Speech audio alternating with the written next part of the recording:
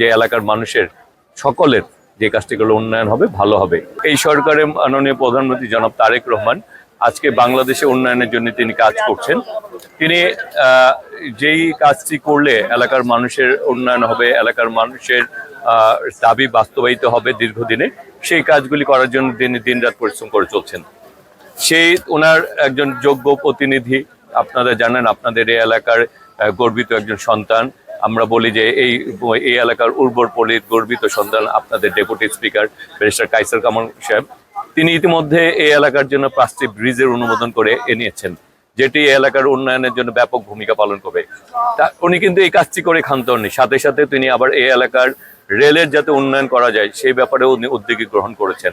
এবং সেই কারণেই আজকে রেল প্রতিমন্ত্রী হিসাবে আমার আশা, এখানে রেলের সচিব সাহেব ফাহিমুল ইসলাম সাহেব আছেন, রেলের ডিজি আফজাল সাহেব আছেন, ডিআরএম সাহেব কামরুল ইসলাম সাহেব আছেন, ডিএন আছেন, এখানে এলাকার প্রতিনিধি যারা আছেন তারা আছেন, এবং রেলের অন্যান্য কর্মকর্তাবৃন্দ আছেন।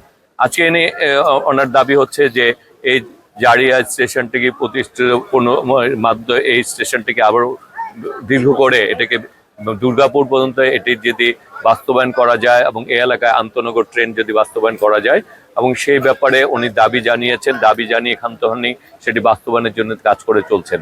এবং আজকে আমরা এসে আমরা এইখানকার যারা দায়িত্বশীল রেল কর্মকর্তা রয়েছেন, রেলের সর্বোচ্চ পর্যায়ে কর্মকর্তারা আপনার ইতিমধ্যে বলেছে আছেন, তারা এটার নিয়ে আমরা এটার মাঠ পর্যায়ে আমরা এবার সকল ধরনের সমীক্ষা করে, এবং আমাদের এখানে জানেন যে অনেকটা জায়গা অ্যাকোয়ার করতে হবে, প্লাস এটার বাস্তবায়ন করতে যে সকল সমস্যার সম্মুখীন হতে হবে সেগুলি বাস্তবায়ন করে এটিকে কিভাবে অগ্রসর করা যায় সেই ব্যাপারে আমরা মন্ত্রণালয়ে আমরা এইসব মিটিং করব।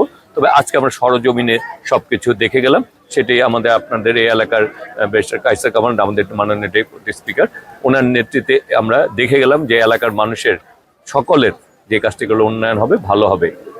আমরা যেহেতু এটি 1918 সালেই প্রতিষ্ঠিত এই স্টেশনটি, আমরা চাই যে কাজটি করলে বেশিরভাগ মানুষ উপকৃত হয়, মানুষের ভালো হবে, সেই কাজটি করার জন্য।